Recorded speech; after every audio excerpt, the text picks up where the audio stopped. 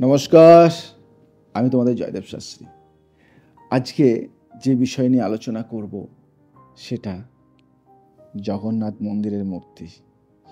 এটা আমার আলোচনার করার মতো আমার সাধ্য বা ক্ষমতা নেই। যেহেতু এর অনেকের অনেক কথা থাকে, তাই আমার কিছু কথা রয়েছে যেটা আমি আলোচনা করব। জগন্নাথ মন্দিরের মূর্তিতে কেন হাত নেই, এটা অনেকের প্রশ্ন থাকে। আমাকে অনেকেই পার্সোনালি বলেছে, দাদা কেন নেই, এটা নিয়ে যদি তুমি একটু কিছু বলো।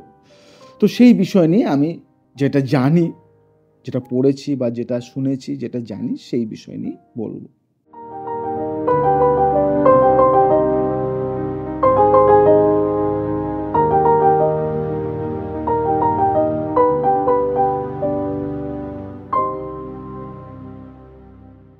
জগন্নাথ মন্দিরের মূর্তিতে কেন হাত নেই সেটা হলো, পুরী গিয়ে জগন্নাথ দর্শন করেননি এমন বাঙালি বোধহয় সত্যি বিরল। শুধু বাঙালিদের কাছেই নয়, সমগ্র হিন্দু ধর্মের মানুষের কাছেই পুরীর জগন্নাথের মন্দির এক অত্যন্ত পবিত্র তীর্থক্ষেত্র। হিন্দু ধর্মে জগন্নাথ খুবই গুরুত্বপূর্ণ এক দেবতা, নানা কারণে বিখ্যাতও বটে। এতই বিখ্যাত যে গোটা পুরী শহরই নামাঙ্কিত তার নামে, জগন্নাথ ধাম। জয় জগন্নাথ।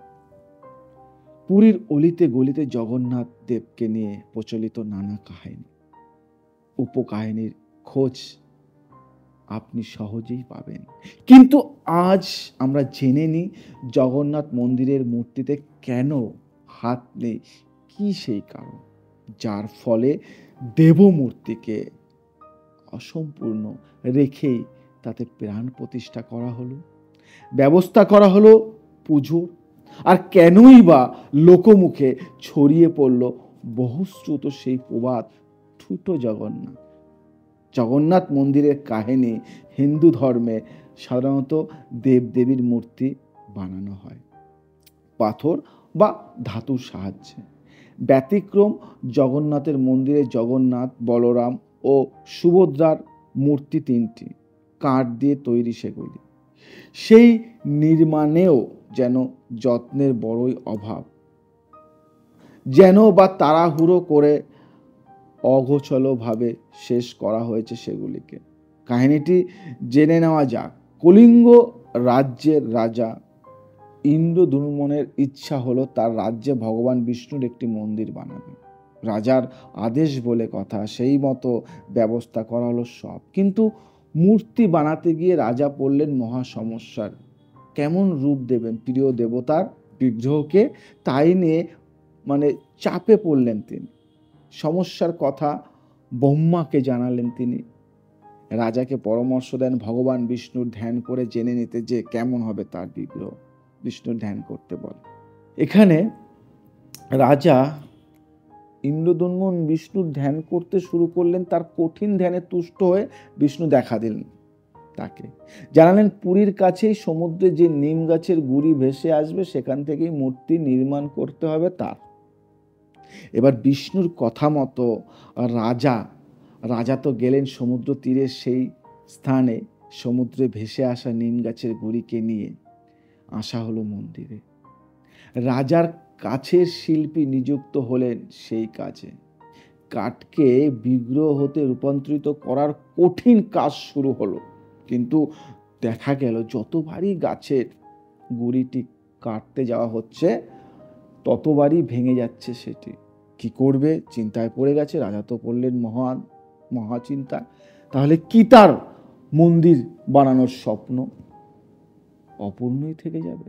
শিল্পী স্বয়ং এখানে কে জানেন? এখানে শিল্পী স্বয়ং বিশ্বকর্মা। এমন সময় মুশকিল আসানের মতো তার সামনে আবির্ভূত হলেন এই শিল্পী, ছদ্মবেশী এই শিল্পী আসলে ছিলেন বিশ্বকর্মা। রাজাকে সাহায্যের হাত বাড়িয়ে দিলেন তিনি, কিন্তু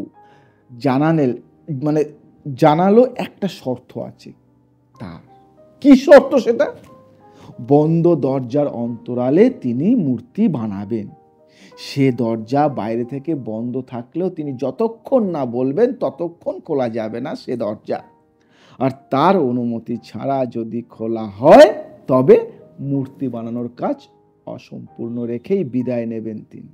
মানে রাজা রাজি হলেন। রাজা এই কথায় রাজি হয়ে বললেন, ঠিক আছে, তাই মেনে নিলাম।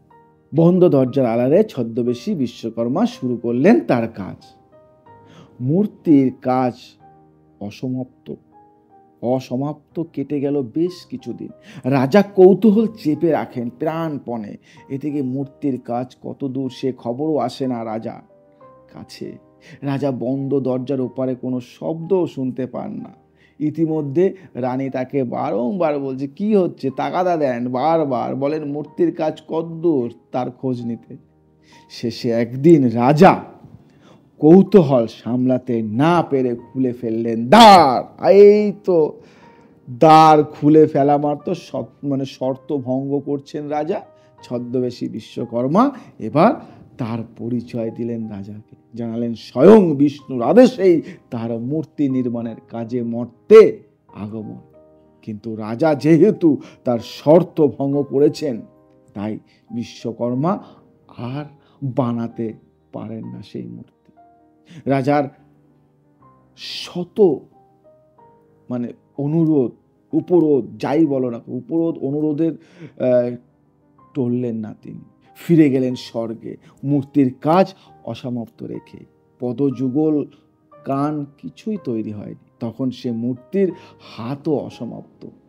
নিজের অন্যায়ের জন্য প্রবল অনুশোচনায় যখন রাজা বিলাপ করছেন, তখন স্বয়ং ভগবান বিষ্ণু হাজির হলেন তার সামনে, জানালেন এই অসমাপ্ত মূর্তিকেই মন্দিরে স্থাপন করে প্রাণ প্রতিষ্ঠা করতে।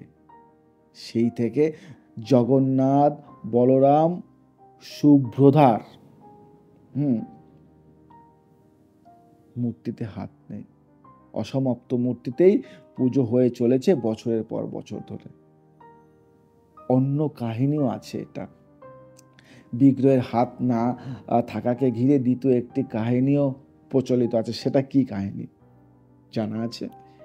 একদিন বৃন্দাবনের গোপীরা যখন তাদের কৃষ্ণ প্রীতির কথা আলোচনা করছিলেন, তখন কৃষ্ণ গোপনে সেগুলি শুনে নেন। গোপীরা সুভদ্রাকে নিয়োগ করেছিলেন তাদের আলোচনার গোপনীয়তা রক্ষা করার জন্য। সুভদ্রা এই সমস্ত কথা শুনতে শুনতে এতই মুগ্ধ হয়ে যান যে কৃষ্ণ বলরামকে তিনি খেয়ালই করলেন না। এদিকে গোপীদের কাহিনী শুনে তাদের চুল খাড়া হয়ে উঠল, হাত গুটিয়ে এলো ও চোখ বড় বড় হয়ে গেল। এ কারণেই পুরীতে জগন্নাথ, বলরাম, সুভদ্রার ওই প্রকার রূপ। বৈষ্ণবরা এই রূপেই তাদের পুজো করে থাকেন। জেনে নেওয়া গেল যে পুরীর জগন্নাথের মন্দিরে দেবমূর্তির কেন হাত নেই। এবার চলুন সামনের ছুটিতে টুক করে পুরী বেরিয়ে আসার প্ল্যানটা করে ফেলুন। আর হ্যাঁ, জগন্নাথ দেবকে ভক্তি ভরে প্রণাম জানাতে কিন্তু ভুলবেন না।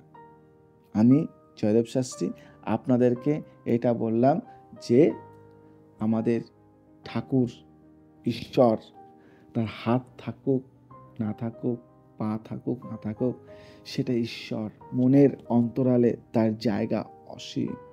সেই ঈশ্বরের একটা রূপ, সেই রূপকে আমরা পুজো করি প্রাণ প্রতিষ্ঠা করে।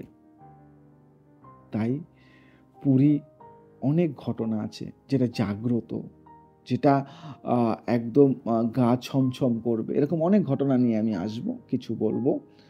সেই পুরীর কিছু কিছু ঘটনা আছে, যে ঘটনাগুলি যদি আমি বলি, আলোচনা করি, আপনারা শিউরে উঠবেন।